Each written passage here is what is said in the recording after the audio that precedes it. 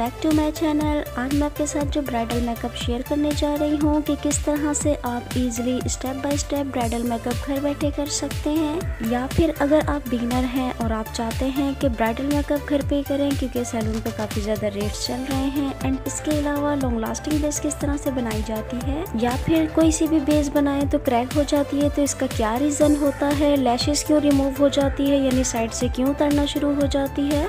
So full detail share करूंगी किस तरह से आप लैशेस को फिक्स कर सकते हैं, लॉन्ग लास्टिंग बेस क्रिएट कर सकते हैं। एंड सबसे ज़्यादा मेन इंपॉर्टेंट बात ये है कि कुछ ब्राइडल ऐसी होती हैं जो आईब्रो बनाने में इंटरेस्टेड होती हैं, कुछ ऐसी होती है जो आईब्रोज भी नहीं बनवाती और उनको लुक भी ब्राइडल वाला चाहिए होता है। सो आप सोच रहे होंगे कि इस मॉडर्न वर्ल्ड में ऐसा भी होता है कि ऐसी भी लेडीज़ होती है जो आईब्रो बनाना पसंद नहीं करती, या फिर वो कहती हैं कि गुनाह मिलता है आईब्रो बनवाने से। सो जी बिल्कुल ऐसा है, कुछ लेडीज़ आईब्रो बनवाना पसंद नहीं करती, मेकअप इसी तरह करवाती है, चाहे उनका ब्राइडल मेकअप हो या पार्टी मेकअप हो। So let's get started. Makeup start करने से पहले अपना फेस अच्छी तरह से वॉश कर लें। अगर आपके फेस पे ऑयल वगैरह है या कोई भी डर्ट है अच्छी तरह से रिमूव हो जाए।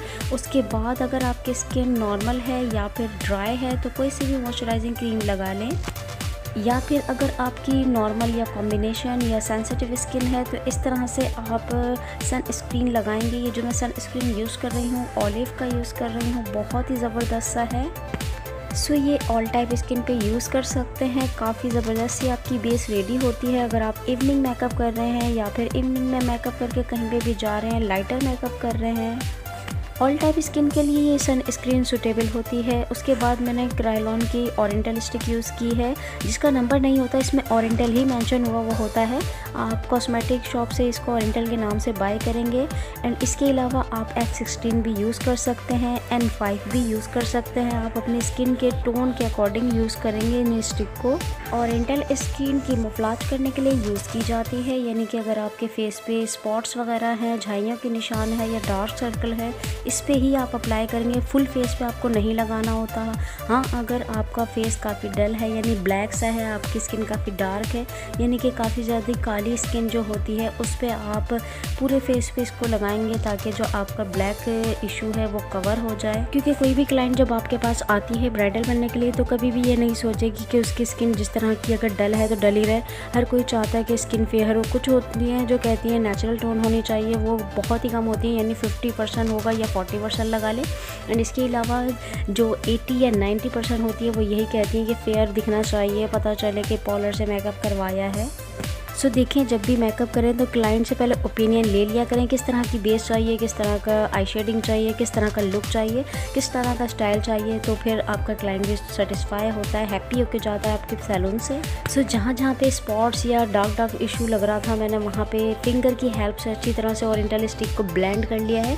फिंगर से ब्लेंडिंग बहुत अच्छी तरह से होती है। उसके बाद क्रायोलॉन 45 स्टिक मैंने यूज़ की, यानी FS45 इसका नंबर होता है। ये हर स्किन के लिए सूटेबल है। अगर आपकी स्किन डार्क है, अगर आप स्किन डल है, अगर मीडियम है, अगर फेयर है, आप टेंशन फ्री होके इस स्टिक को यूज़ कर सकते हैं ऑल टाइप स्किन पे। एंड इसके अलावा अगर वेरी फेयर आपकी स्किन है, यानी एक्स्ट्रा वेरी फेयर है, बहुत ज़्यादा वाइट है, तो आप F1 का यूज़ करेंगे। अगर आपकी स्किन पिंकिश में है, यानी जो पठान होते हैं ज़्यादातर उनका पिंकिंग फेज होता है, यानी बेबी पिंक स्किन है आपकी, तो फिर 1W2W यूज़ करेंगे। उसके बाद क्रीम कंटूर करेंगे। क्रीम कंटूर के लिए डर्माकोल स्टिक मैं यूज़ कर रही हूँ, जो कि 2 in 1 है। इसमें कंसीलर भी होता है, कंटूर भी होता है और काफ़ी अच्छी सी होती है। क्रीम कंटूर इसलिए करते हैं क्योंकि जब ब्राइडल मेकअप होता है तो डीपली वर्क करने से लॉन्ग लास्टिंग काफ़ी देर तक रहता है, अच्छा सा इफेक्ट पड़ता है। एंड उसके बाद मैंने जो कंटूर लगाया था उसको ब्लेंड प्रॉपर तरीके से करेंगे। ब्लेंडिंग के लिए मैंने दूसरा ब्यूटी ब्लेंडर लिया है, यानी आप कोई सा भी ब्यूटी ब्लेंडर जो एक्स्ट्रा होता है वो लेंगे। जिस ब्यूटी ब्लेंडर से आपने फाउंडेशन या बेस ब्लेंड की हो उसको यूज़ नहीं करेंगे, क्योंकि अगर उससे करते हैं तो आपकी जो बेस में कंटूर लगा हुआ है वो ब्लेंड हो जाएगा, रिमूव हो जाएगा। उसके बाद लूज़ पाउडर का यूज़ करेंगे। लूज़ पाउडर यूज़ करने से पहले एक जो मेन टिप होती है वो ये होती है, जब आप लूज़ पाउडर यूज़ कर रहे होते हैं तो आइज़ के नीचे अगर लाइन लाइन वगैरह है, क्रीज लाइन, उसको दोबारा से आप ब्लेंड करेंगे, जिसकी वजह से आपकी आइज़ पे क्रैक आ जाते हैं और फिर वो बाद में ब्लेंडिंग नहीं होते, क्योंकि लूज़ पाउडर फिक्सिंग का काम करता है। क्योंकि मेरे सैलून में जो स्टूडेंट कोर्स कर रही होती है वो भी इसी तरह से कुछ करती हैं, यानी कि ब्लेंडिंग करने के बाद भी जब तक वो लूज़ पाउडर वगैरह निकालती हैं, आइज़ के नीचे और ऊपर क्रीज लाइन आ जाती है और उसी पे लूज़ पाउडर लगा लेती हैं। ब्लेंडिंग करने के बाद लूज़ पाउडर को लगा लेते हैं, उसके बाद फिर आप दोबारा ब्लेंड करेंगे तो वहाँ से बेट हट जाएगी। इसलिए कोशिश करें कि ब्लेंडिंग प्रॉपर तरीके से कर लें, आइज़ के नीचे दोबारा से ब्लेंडिंग कर लें। कोई मसला नहीं होता कि बार बार ब्लेंडिंग करते हैं, आपकी ब्लेंडिंग, आपका वर्क जितना अच्छा होगा, नीट एंड क्लीन लगेगा। आइज़ के ऊपर भी जो क्रीज है इसको भी ब्लेंड कर देंगे। ये समझ लें अगर आप ऑमलेट बना रहे हैं या फिर कोई रोटी बना रहे हैं, रोटी बनाने से पहले पेड़ा आप जिस तरह का बनाएंगे फिर बेलेंगे, वो जिस फॉर्म पे आप बेलेंगे, राउंड बेलेंगे या त्रिकोण या जो भी आप शेप देंगे, उसी तरह से जब आप तवे पे डाल देंगे उसके बाद कोई भी शेप उसका चेंज नहीं होगा। इसी तरह से अंडा जो है, आप ऑमलेट बना रहे हैं, ऑमलेट से पहले उसमें जितने भी इंग्रेडिएंट डालेंगे, डालने के बाद मिक्सिंग करने के बाद जब फ्राई करेंगे तो उसके बाद कोई शेप उसका चेंज नहीं होना ये वाला, यानी कि उसके ऊपर से अगर कोई मिक्सिंग करने के लिए कुछ डालते हैं तो फिर वो अंडे की जगह अंडा घोटाला बन जाता है। बिल्कुल इसी तरह अगर आप बेस के ऊपर कहीं पे क्रैक आ रही है और लूज़ पाउडर लगा देते थे और बाद में फिर सेट करते हैं तो उसका भी घोटाला बन जाता है, मिक्सिंग हो जाती है। सो इस बात का ख्याल बिल्कुल आपको रखना होता है, क्योंकि ब्राइडल मेकअप में हर चीज़ काउंट की जाती है, चाहे वो बेस हो, चाहे आई शेडिंग हो। वीडियो थोड़ी मैंने जूम कर ली है ताकि आपको वाज़ेह तौर पे पता चल सके। एंड इसके अलावा आप देख सकते हैं इनकी जो आईब्रो है वो नहीं बनी हुई और ये बनवाती भी नहीं है। रीज़न ये भी है कि मैं बनवाऊँगी दोबारा तो फिर दोबारा आ जाएगी। एंड इसके अलावा पेन भी काफ़ी ज़्यादा होता है आईब्रो बनवाने से, इसलिए ये बनवाती नहीं है, ना सोचती है बनवाने का। सो लूज़ पाउडर को मैंने कंटूरिंग के अलावा फुल फेस पे लगा लिया है। आपने देखा, देखें अगर आप सिर्फ आइज़ के नीचे लगाते हैं या फिर जहाँ पे आपको नीड होती है वहाँ लगाते हैं, उसके बाद आपको स्वेटिंग का इशू जब होता है तो आपकी बेस वहाँ से क्रैक कर जाती है जहाँ पे लूज़ पाउडर नहीं लगा हुआ होता। तो कोशिश करें कि लूज़ पाउडर अपने फुल फेस पे लगाएं ताकि आपका जो फेस है कहीं से क्रैक ना कर सके। लूज़ पाउडर आपके बेकिंग का काम करता है, यानी आपके बेस को लॉन्ग लास्टिंग बनाने में बहुत ही ज़बरदस्त रोल क्रिएट करता है। एंड जो बिगनर्स होते हैं, जब फर्स्ट टाइम कोई सी वीडियो देख रहे होते हैं या फिर क्लासेस ज्वाइन करते हैं तो उन्हें ऐसा फील होता है कि अल्लाह ये ब्राइडल मेकअप किस तरह का है, इतना ज़्यादा थोप रहे हैं इसके मुंह पे। बट वो उस टाइम तक होता है जब तक आपकी बेस रेडी नहीं होती, मेकअप फुल कंप्लीट नहीं होता। यहाँ तक कि क्लाइंट भी कभी कभी प्रॉब्लम कर जाता है कि फेस पे क्या लगा रहे हैं, कोई ज़्यादा तो नहीं हो जाएगा, लेकिन आपको सेटिस्फाई करना होता है कि थोड़ी देर बाद हर चीज़ सेट हो जाएगी। क्योंकि देखिए जो नॉर्मल मेकअप करते ही नहीं हैं तो उनको आइडिया नहीं होता कि मेकअप क्या होता है। देखिए जब मेकअप लगाते हैं और कोई चीज़ लगा रहे हैं और आप फिर ये बोलें कि लगाने के बाद नज़र भी ना आए, तो देखिए एक नेचुरल मेकअप होता है जो कि बिल्कुल लाइट बेस पे क्रिएट होता है, यानी बिल्कुल लिक्विड फाउंडेशन, बिल्कुल लाइटर फाउंडेशन होती है। क्योंकि वो बहुत लाइट होती है तो उसकी जो कवरेज है बिल्कुल भी नहीं होती, बिल्कुल लाइट सी होती है, ऐसा फील होता है कि आपने कोई बेबी क्रीम वगैरह लगा ली है। बट जब आप पार्टी मेकअप करवाते हैं या ब्राइडल मेकअप करवाते हैं उसके लिए आपकी बेस का अच्छा होना ज़रूरी है। अगर आपकी बेस अच्छी नहीं होगी तो लॉन्ग लास्टिंग भी नहीं रहेगी, फुल कवरेज नहीं होगी। एंड उसके बाद मैं HD कंसीलर यूज़ कर रही हूँ, यानी कि आप इसको प्राइमर भी समझ लें। HD कंसीलर बहुत ही ज़बरदस्त सा है, इसका जो शेड है बिल्कुल लाइट वाइट टोन पे होता है और ये काफ़ी ज़्यादा लॉन्ग लास्टिंग रहता है।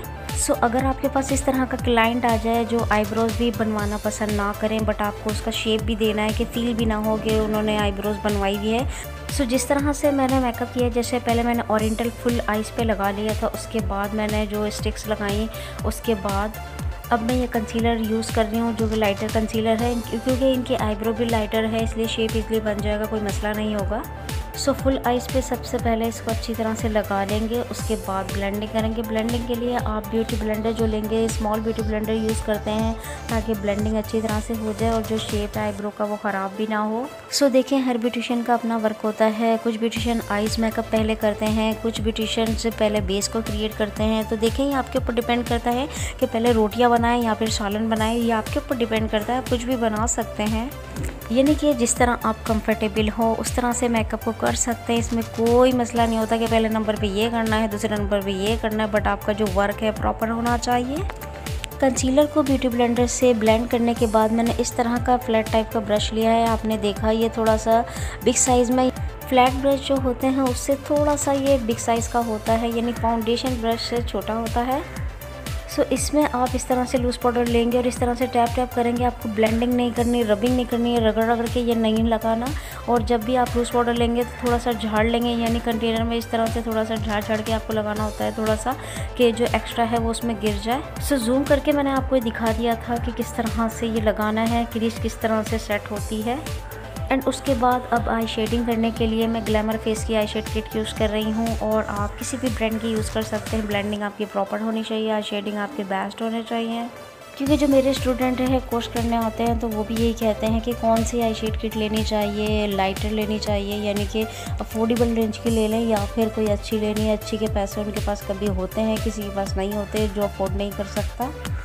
बट मैं उन्हें भी यही कहती हूँ कि देखें, महंगी और सस्ती की बात नहीं होती है। आप उसका टेक्सचर देखें, आप उसकी पिगमेंट देखें, अगर वो ब्लेंडेबल हो यानी अच्छे हों तो आप उसको बाय कर सकते हैं, अगर अफोर्डेबल रेंज में अच्छी चीज़ आपको मिल रही है। और ऐसा भी होता है कि जो मेरे स्टूडेंट हैं वो महंगे से महंगी, इतनी महंगी लेकर आ जाते हैं कि हम स्मॉल से लेकर आएँ, यहाँ से लेकर आएँ बाहर की या किट, बट क्वालिटी अच्छी नहीं होती, कलर यानी पिगमेंट उनके अच्छे नहीं होते, एप्लीकेशन करते हुए मज़ा नहीं आ रहा होता। इस तरह से उनके पैसे भी लॉस होते हैं, यानी इतनी कॉस्टली वो लेकर आई हैं और रिज़ल्ट भी अच्छा नहीं है। यानी कि ऐसे किट आप लेकर आते हैं जिसका रिज़ल्ट क्वालिटी अच्छी ना हो लेकिन वो महंगी भी हो, फिर क्या फ़ायदा। इस तरह से आपके पैसे लॉस होते हैं। फिर भी आपको, जब आप कोई सा भी कोर्स कर रहे होते हैं, ब्यूटिशियन कोर्स, तो मेकअप के लिए आपको अच्छी बेस्ट क्वालिटी की किट लेनी पड़ती है।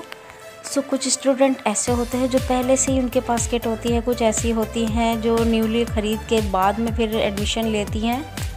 सो ये बातें मैं आपके साथ इसलिए शेयर कर रही हूँ क्योंकि आप भी बिगनर हैं, आप भी कुछ सीखना चाहते हैं, इस तरह से आपके भी पैसे लॉस ना हो और आप जब भी कोई चीज़ बाय करें तो अच्छी बाय करें। ये जो ग्लैमर फेस की किट है बहुत ही ज़बरदस्त है, प्रोफेशनल यूज़ में होती है, सैलून पे काफ़ी ज़्यादा यूज़ की जाती है और इसमें इतने ज़्यादा आपको शेड्स मिलते हैं, डिफरेंट शेड्स जो कि हर कलर पे मिल जाते हैं ड्रेस के हिसाब से। एंड इसके अलावा मिस रोज़ की बहुत ही ज़बरदस्त सी है, हुदा ब्यूटी की भी बहुत ज़बरदस्त सी है, यानी डिफरेंट पैलेट्स जो है जो बहुत फेमस भी है, क्वालिटी भी काफ़ी बेस्ट है। सो मेकअप के लिए आपको प्रैक्टिस करना बहुत ज़रूरी होता है। प्रैक्टिस के लिए आजकल आइस डमी भी आ रही हैं जिसमें आप प्रैक्टिस कर सकते हैं। एंड इसके अलावा डमी पे आप जब ब्लेंडिंग वगैरह करते हैं तो पिक्चर्स में या वीडियो में तो बहुत अच्छा लग रहा होता है, बट नॉर्मल जब कर रहे होते हैं तो आई शेडिंग बहुत ज़्यादा डस्ट आउट होते हैं। सो कोशिश करें कि आप रियल फेस पे ही मेकअप करें, ज़्यादा बेटर रहेगा। यानी कि अपने कज़न के कर लें, अपनी सिस्टर के कर लें, अपने मदर के कर लें। जितनी ज़्यादा आपकी प्रैक्टिस होगी उतना आप वर्क अच्छा कर सकेंगे। एंड इसके अलावा आपको लकीर के फ़कीर नहीं बनना, यानी कि हर फेस पे आपको एज़ इट इज़ मेकअप नहीं करना कि स्किन नॉर्मल है, ड्राई है, सेंसिटिव है, कैसी भी है, एक ही मेकअप कर दिया, एक ही स्टाइल पे आप कंट्रोल लगा रहे हैं, एक ही स्टाइल पे ब्लश लगा रहे हैं। यानी कि मेकअप फेस के हिसाब से करना होता है। फेस पतला होगा तो आपको कंटूरिंग कम करनी होती है और ब्लश ज़्यादा लगाना होता है। फेस ज़्यादा हैवी है तो आपको कंटूरिंग ज़्यादा करनी होती है, ब्लश लाइट लगाना होता है, साइड पे ज़्यादा लगाना होता है। एंड इसके अलावा इस तरह से जब क्रीज लाइन ड्रॉ करते हैं तो थोड़ा सा क्लाइंट को कहा करें कि ऊपर की तरफ देखिए। जब ऊपर की तरफ देखते हैं तो लाइन खुद ब खुद ड्रॉ हो जाती है, यानी आपको फिर टेंशन नहीं होती कि हमें किस एंगल तक लाइन को ड्रॉ करना है। कंसीलर लगाने के बाद ब्यूटी ब्लेंडर से इस तरह से ब्लेंड कर लिया, उसके बाद लूज़ पाउडर लगाएंगे। सो जब लूज़ पाउडर यूज़ करते हैं तो TL11 यूज़ इसलिए करते हैं ब्राइडल के लिए क्योंकि ये फेयर टोन पे होता है और ब्राइडल का जो फेस होता है ज़्यादातर आप वाइट टोन पे ही बेस क्रिएट करते हैं, बहुत वाइट ना लगे। एंड इसके अलावा अगर आइज़ बहुत ज़्यादा बड़ी है तो वाइट काजल आपको बिल्कुल नहीं लगाना, और आइज़ छोटी है तो वाइट काजल आपको यूज़ करना होता है। एंड अब LAP का हाइलाइटर मैं यूज़ कर रही हूँ। ये अफोर्डेबल भी है और बहुत ही ज़बरदस्त सा है, वाइट गोल्ड शेड का है। आप देख सकते हैं इसकी शाइनिंग बहुत ज़बरदस्त सी होती है, पिगमेंट काफ़ी अच्छा होता है, यानी कि जैसे इसको आप यूज़ करते हैं तो बहुत अच्छा सा फील आता है। यहाँ तक कि क्लाइंट भी कभी कभी आपसे ये पूछ लेता है कि ये जो शेड लगा है बहुत अच्छा सा, क्योंकि अगर आप सिंगल भी हाइलाइटर्स बाय करते हैं तो आपको पिंक टोन पे, पीच टोन पे या सिल्वर टोन पे सिंगल टोन पे मिलते हैं। एंड इसके अलावा पैलेट्स में लेते हैं तो उसमें भी आपको डिफरेंट शेड्स मिल जाते हैं, बट ये जो है इसमें एक अलग ही पिगमेंट होता है, वाइट गोल्ड भी होता है, लेकिन शाइनिंग इसमें 2 आ रही होती है, सिल्वरिश भी आ रही होती है, गोल्ड्स भी आ रही होती है। वीडियो में शायद आपको इतनी शाइनिंग नहीं पता चल रही होगी, लेकिन रियल में आप जब लगाते हैं बहुत ज़बरदस्त इसकी शाइनिंग होती है। क्योंकि वीडियो में आई थिंक इसलिए नहीं पता चल रहा होता है क्योंकि हम बैक कैमरे से शूट कर रहे होते हैं तो इतना आइडिया नहीं हो रहा होता कि शूटिंग किस तरह से करनी है। बट नो डाउट रियल में जब आप देखते हैं तो बहुत अच्छे से आई शेड लग रहे होते हैं। एंड इसके अलावा जब आप क्रीज लाइन बनाते हैं उसके बाद अगर आई शेड थोड़ा सा आगे पीछे हो जाता है तो इस तरह से ब्रश की हेल्प से आप उसको सेट कर लिया करें, फ्लैट ब्रश की हेल्प से। एंड यही हाइलाइटर ब्रो बोन पे भी यूज़ करेंगे, पहले भी यूज़ कर सकते हैं, बाद में भी यूज़ कर सकते हैं। अप्लाई करने के बाद मैं ब्लेंडिंग दोबारा से करूँगी क्योंकि जो आई शेडिंग की जो लाइन से क्रीज है वो थोड़ी सी इन्हेंस ना हो, ब्लेंडिंग प्रॉपर हो। स्मॉल ब्यूटी ब्लेंडर मैंने ले लिया है और सनशेड की हेल्प से इसको ब्लेंड कर रही हूँ शेड को। एंड उसके बाद आईब्रो का शेप दे लेंगे। आईब्रो का शेप देने के लिए एक्वा का मैंने जो शेड यूज़ किया है जेल लाइनर है ये, इसे ब्रो फिलर के नाम से भी आप बाय कर सकते हैं। एंड इसके अलावा इसको वेट करके यूज़ करना होता है, यानी ब्रश को वेट कर लें या थोड़ा सा इसमें वाटर डाल के इसको यूज़ कर सकते हैं, बट मैं ब्रश को वेट करना ज़्यादा बेटर समझती हूँ। उसके बाद मैंने कट ब्रश ले लिया है जिसकी हेल्प से मैं इसकी एप्लीकेशन कर रही हूँ। एप्लीकेशन के लिए आपको जो आई शेड है उससे थोड़ा सा स्मॉल रखना है आईब्रो का शेप, यानी जहाँ तक आई शेड है वहाँ तक आईब्रो का शेप आपको नहीं ले जाना है। सो इनकी जो आईब्रो है एक तो बनी हुई नहीं है, दूसरा बहुत लाइटर है, तो आपको बहुत ज़्यादा थिक नहीं करनी क्योंकि फेस अगर हैवी हो तो बहुत ज़्यादा ब्लैक आईब्रो भी बुरी लगती हैं। तो आपको मीडियम टोन देना होता है और जो कि नेचुरल लगता है, बहुत अच्छा सा लगता है, इसमें एज भी आपको ज़्यादा नहीं लगती। ब्रो फिलर की हेल्प से आईब्रो को फिल करने के बाद शेप अच्छी तरह से अपने हिसाब से दे लें अगर आर्च बनानी है, राउंड बनानी है। एंड उसके बाद जो पफ जिससे हमने लूज़ पाउडर लगाया था उसको पहले इस तरह से एक्स्ट्रा जो है उसमें से रिमूव कर लें। उसके बाद इस तरह से जो आपका फेस पे लूज़ पाउडर लगा हुआ है उसको रिमूव करेंगे। ब्रश की हेल्प से भी रिमूव कर सकते हैं, काफ़ी वीडियोस में मैंने ब्रश से रिमूव करके आपको दिखाया है। ब्यूटी ब्लेंडर से या फिर इस तरह के स्पंजेस से बहुत जल्दी रिमूव हो जाता है और आपकी जो बेस है बिल्कुल एज इट इज़ रहती है, लॉन्ग लास्टिंग रहती है। बेशक इसमें जितना भी आप वाटर डालें, खींच खींच के अपनी स्किन को खींचें, लेकिन आपकी जो बेस है बिल्कुल भी क्रैक वगैरह नहीं होती। ज़रूरी नहीं कि ब्राइडल बेस आप भर भर के बनाएं या फिर कोट के ऊपर कोट लगाएं, जैसे कि स्टिक लगाएं, फिर फाउंडेशन लगाएं, फिर आप वेट केक लगाएं, यानी कि इतनी सारी मटेरियल आपको ज़रूरी नहीं लगाना है। हाँ, अगर आपकी स्किन बहुत ज़्यादा एक्स्ट्रा ऑयली है तो उसके लिए जब आप बेस बना रहे होते हैं तो स्टिक के साथ साथ आप फाउंडेशन भी ले लें, कोई भी HD फाउंडेशन ले लें जो कि स्वेट प्रूफ हो। ग्लैमर बेस की ज़बरदस्त है वो भी आप ऐड कर सकते हैं, यानी कि आपने जैसे स्टिक लगाए उसके बाद आप इसके साथ ग्लैमर बेस फाउंडेशन भी लगा कर ब्लेंड कर सकते हैं। तो इस तरह से आपकी बेस लॉन्ग लास्टिंग के साथ साथ स्वेट प्रूफ हो जाती है। एंड इसमें अगर सही से प्रूफ होता है तो लॉन्ग लास्टिंग प्रूफ होती है, बट अगर आपको ऑयली फेस का इशू है तो आप फाउंडेशन इसमें ऐड कर लेंगे। सो जो मैंने ब्राउनिश सा शेड एरिया पे लगाया था वो मैंने अंदर आके लगा दिया। उसके बाद ब्लैक सा शेड थोड़ा सा ब्लेंड कर लिया है। एंड उसके बाद जो शेड वगैरह या फिर लूज वगैरह फेस पे था उसको फैन ब्रश की हेल्प से रिमूव कर लिया है अच्छी तरह से। एंड उसके बाद स्क्रबिंग ब्रश यूज़ करेंगे। स्क्रबिंग ब्रश के लिए सबसे पहले मैं बेस यूज़ करूँगी। बेस यूज़ करके मैं लग करूँगी, बहुत ही ज़बरदस्त है, आपकी ग्लिटर को लास्ट में रखती है, बिल्कुल भी आपकी ग्लिटर क्लियर नहीं है। और पहले तो थोड़ी सी क्वांटिटी आपको यूज़ करनी होती है। सो मैं जो ग्लिटर यूज़ कर रही हूँ बिल्कुल नॉर्मल ग्लिटर है, यानी कि ग्लिटर पाउडर है, आप चंकी ग्लिटर्स भी यूज़ कर सकते हैं इसकी हेल्प से। सो मैं इसको ओपन कर लूँगी और ब्रश की हेल्प से इसको लगाऊंगी। बहुत ही आसानी के साथ ये लग जाता है, आप देख सकते हैं, और बिल्कुल भी क्रैक नहीं करता। डिफरेंट ग्लिटर आप इसकी हेल्प से लगा सकते हैं। एंड इसके अलावा जो क्रिस्टीन के डस्ट हैं वो वैसे ही इतने ज़बरदस्त होते हैं, नॉर्मल भी लग जाते हैं, बट ये जो मैं ग्लिटर यूज़ कर रही हूँ फेजेट का है और नॉर्मल है, ड्राई फॉर्म पे है। सो अगर आप फेजेट या क्रिस्टीन में डस्ट बाय करना चाहते हैं तो क्रिस्टीन की कर सकते हैं क्योंकि बहुत ही ज़बरदस्त सी होती है। फेजेट की भी अच्छी है बट उसमें थोड़ा सा कलर भी होता है जो ट्रांसफ़र होता है।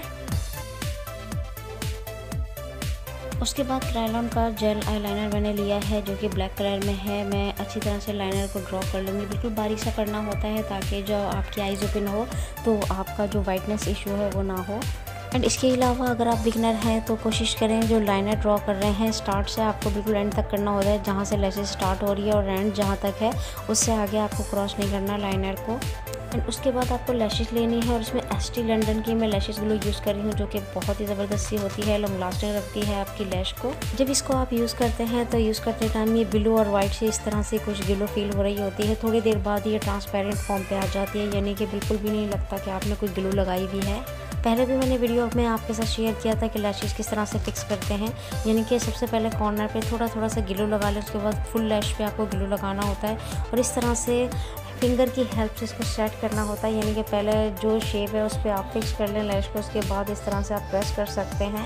लैशेज़ लगाने के डिफरेंट टूल्स आते हैं, ट्विज़र आते हैं जिसकी हेल्प से आप लैशेज़ को लगा सकते हैं, बट जो स्टूडेंट होते हैं उनके पास टूल्स नहीं होते, तो इस तरह से आप इजीली हैंडल कर सकते हैं, लगा सकते हैं। यानी कि आपको कुछ भी नहीं करना होता, सिर्फ लैशेज़ को फिक्स करना होता है और थोड़ा सा पिन की हेल्प से आप प्रेस कर लें। पिन कोई सी भी ले सकते हैं, बॉब पिन भी ले सकते हैं, जुड़ा पिन भी ले सकते हैं, सिर्फ कॉर्नर प्रेस करना होता है। उसके बाद जो लाइनर ड्रॉ करेंगे, लाइनर के लिए आपको बिल्कुल वेट लाइनर यूज़ करना होता है, यानी लिक्विड लाइनर यूज़ करना होता है। अगर आप जेल फॉर्म पे लगाते हैं तो भी कोई मसला नहीं होता, लेकिन आपकी जो लैशेज़ है उससे थोड़ा सा लूज़ होने के चांसेस होते हैं।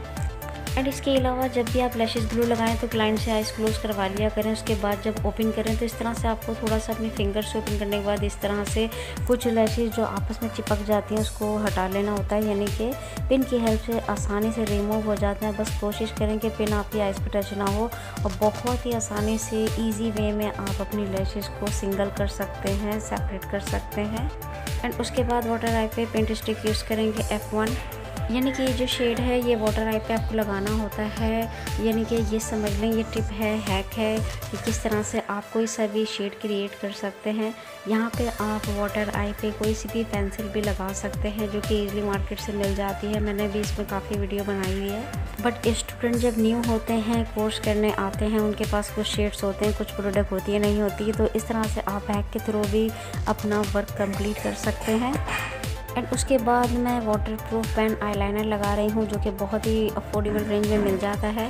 इस पेन लाइनर को अगर आप यूज़ कर लेते हैं उसके बाद आपको आंसू वगैरह निकलते भी हैं मेकअप करने के दौरान और उसके बाद भी, तो कोई भी प्रॉब्लम नहीं होता, आपका eyes makeup as it is रहता है। उसके बाद वही वाला लाइटर शेड ब्राउन सा आपको अगेन लेना है और दोबारा से ब्लेंडिंग करनी है ताकि जो आपने ब्लैक शेड लगाया है, लाइनर लगाया है, वो इन्हेंस ना हो, ब्लेंडेबल हो जाए।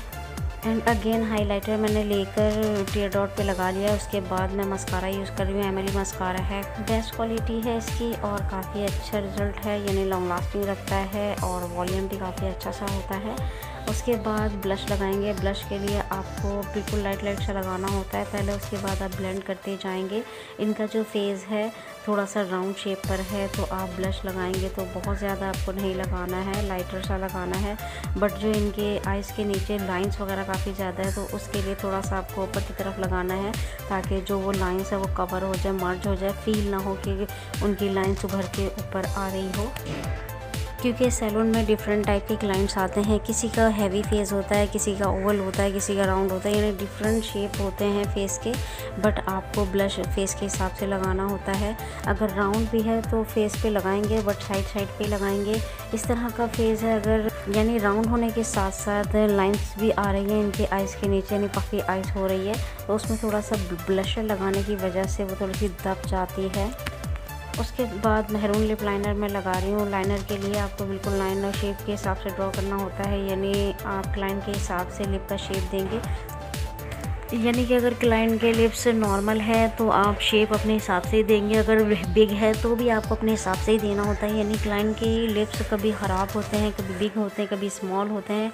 कुछ क्लाइंट होती हैं जो कहती हैं हमारे साइज़ के ही रखें, यानी लिप्स का जो शेप है उसके साइज़ का रखना होता है। सो इनके जो लिप का शेप है इनका भी अच्छा है, लेकिन मैंने थोड़ा सा बिग फिर भी किया है ताकि और खूबसूरत लगे।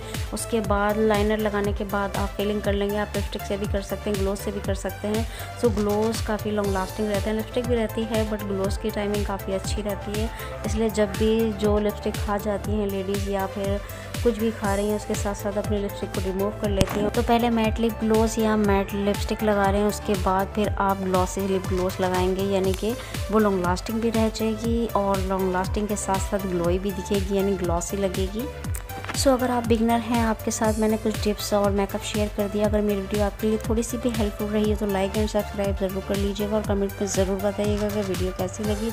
मिलता है नेक्स्ट वीडियो पे। अल्लाह हाफ़िज़।